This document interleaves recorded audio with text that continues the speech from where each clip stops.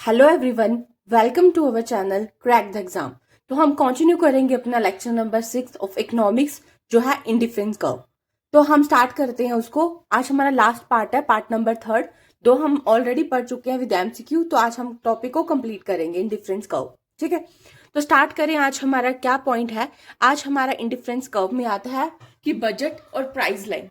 ठीक है, या बजट बोलते हैं इसको या क्या बोलते हैं, प्राइस लाइन। बजट लाइन का दूसरा नाम क्या है? Price line. तो अब आपको ये बात पता ही है, बजट। तो बजट तो अगर हिंदी में समझो, बजट, व्हाट इज बजट? तो हम बोलते हैं ना यार, जैसे हम कॉलेज टाइम में होते थे कि चलो मूवी देखने चलते हैं, तो हम कहते हैं नहीं यार, हमारे पास ना बजट नहीं है इतना, मुझे पॉकेट मनी इतनी मिलती है। जितनी पॉकेट मनी मिलेगी उसके अंदर ही आप जो जो खरीद सकते हो, जो चीजें आप उस पॉकेट मनी के अंदर खरीद सकते हो, ये लाइन एक आपका क्या है? बजट। एग्जाम्पल बता रही हूँ, ये लाइन क्या आपका? बजट। इतनी आपको पॉकेट मनी मिली है और इसके अंदर जो चीजें आप खरीद सकते हो वो क्या है? Attainable combination. और जो नहीं खरीद सकते वो अनअटेनेबल कॉम्बिनेशन। तो एक एग्जाम्पल देती हूँ। आपके पास 20 रुपीज है। कितने रुपीज है? 20 रुपीज। तो आप 20 रुपीज आप मार्केट चले गए सब्जी खरीदने के लिए, और प्याज कितने रुपए किलो है? 20 रुपए किलो। कितने रुपए किलो है? 20 रुपए किलो। तो आप खरीद लोगे 1 केजी, लेकिन अगर वो 30 या 40 रुपीज केजी, 40 रुपीज लगा लो, 40 रुपए किलो है, ठीक है, तो आप कितना खरीद पाओगे? आधा किलो ना। 1 किलो तो नहीं खरीद पाओगे, वो आपके बजट के क्या हो गया? बाहर। तो वो क्या हो गया? Unattainable combination. ठीक है, आप खरीद ही नहीं सकते ना। आप 1 किलो खरीदना था, टारगेट क्या आपका? 1 किलो। अगर 20 रुपीज का होता तो खरीद सकते। ठीक है, तो वही बजट लाइन, मतलब बजट क्या है?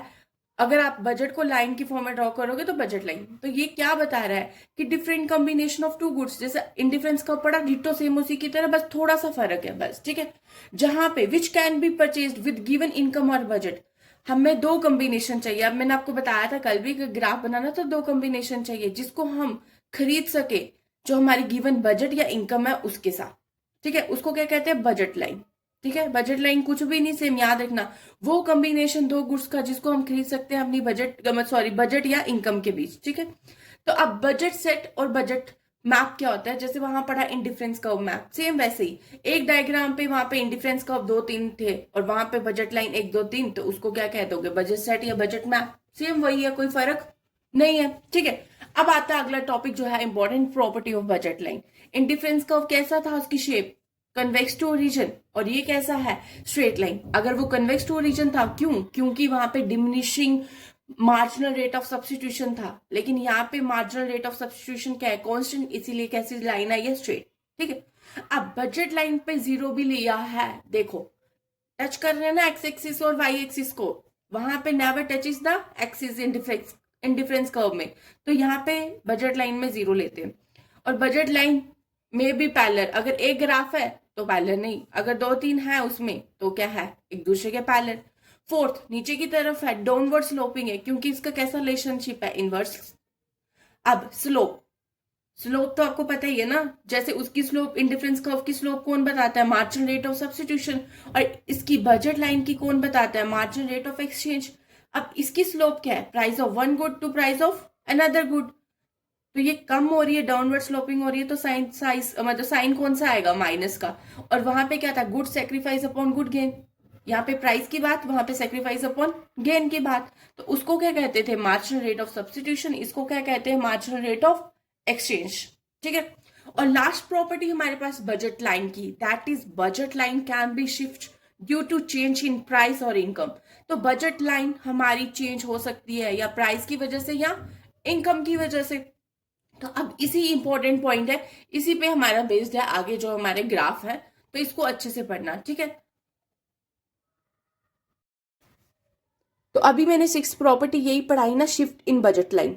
हम बजट लाइन में क्या करते हैं? शिफ्ट किसकी वजह से? या प्राइस की वजह से या इनकम की वजह से। कैसे? देखो, अगर प्राइस है तो हमारा रिलेशनशिप कैसा आएगा? इनवर्स। टैग वर्ड को याद रखना। ठीक है, अगर हमारी इनकम है तो हमारा रिलेशनशिप कैसा आएगा? डायरेक्ट।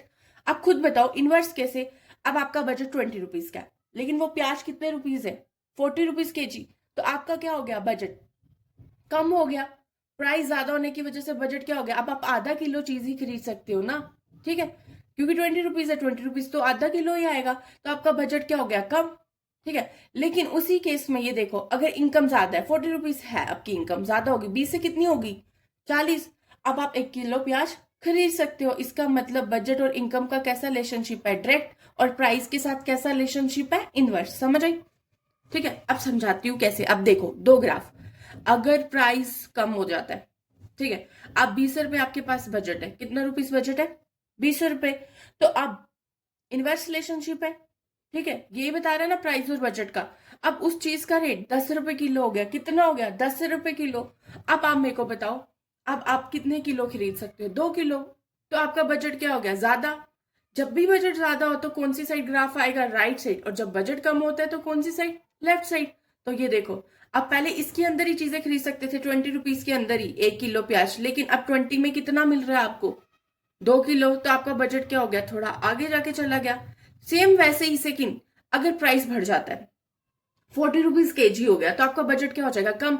अब आप 1 किलो की जगह कितने ले सकोगे, आधा किलो, तो आपकी जो बजट लाइन है वो कौन सी तरफ आ गई, जब कम होएगा तो कौन सी साइड आएगी, लेफ्ट साइड।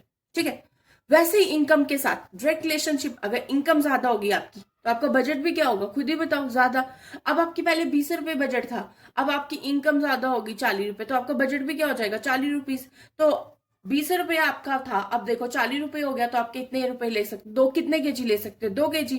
तो आपका ग्राफ कौन सी साइड शिफ्ट हो गया, राइट साइड, क्योंकि बजट हमारा इंक्रीज कर रहा है। अब इनकम कम होगी, 20 की जगह कितनी होगी, 10, तो हमारा बजट क्या हो जाएगा, कम। अब हम सिर्फ आधा किलो ही चीज खरीद सकते हैं, and that is left word. ठीक है, अब अगला पॉइंट ये है, अगर बोलता सिर्फ एक ही कमोडिटी का प्राइस चेंज हो, यहाँ पे तो दोनों कमोडिटी की बात कर रहा था ना, अब एक ही कमोडिटी का प्राइस चेंज हो जाए, जैसे कि कह रहे हैं एक्स, किसका चेंज कर रहे हैं, एक्स कमोडिटी, लेकिन वाई को क्या रख रहे हैं, कांस्टेंट।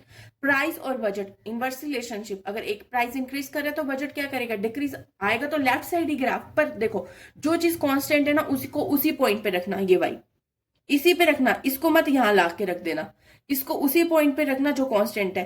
तो अब कौन सी साइड जाएगा, ये लेफ्ट साइड। ठीक है, वैसे ही प्राइस डिक्रीज तो बजट इंक्रीज, तो वाई तो कांस्टेंट है, अगर बजट इंक्रीज है तो ग्राफ कौन सी साइड जाएगा, राइट साइड। तो इसको यहां पे जोड़ देना। ठीक है, आगे वही पॉइंट है, बस मैंने क्या लिखा हुआ है कि अगर हम वाई को चेंज करेंगे, पहले ऊपर एक्स को चेंज किया था और यहाँ पे अब किसको चेंज करेंगे, वाई को। अगर y को चेंज करते हैं तो x कांस्टेंट, जो कांस्टेंट है उसके साथ कोई छेड़खानी नहीं करना, ये यहीं का यही रह जाएगा। ठीक है, और देखो अगर प्राइस इंक्रीज तो बजट डिक्रीज, जब भी डिक्रीज होता है तो कौन सी साइड आता है, लेफ्ट साइड। तो वैसे ही अगर y डिक्रीज कर रहा है प्राइस, तो बजट क्या होएगा, इंक्रीज, तो राइट साइड आएगा, जो कांस्टेंट है उसके साथ छेड़खानी नहीं करना, तो उसको आगे कर लेना, राइट साइड। ठीक है, तो इस ग्राफ में कोई डाउट है, ठीक है।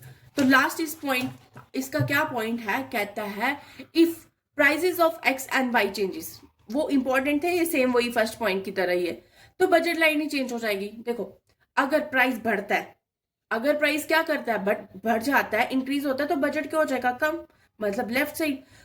अगर प्राइस क्या करेगा, डिक्रीज, कम हो जाएगा, तो बजट क्या हो जाएगा, इंक्रीज, क्योंकि आपको पता है इनवर्स रिलेशनशिप है, तो इसका क्या होगा, राइट साइड आ जाएगा ये।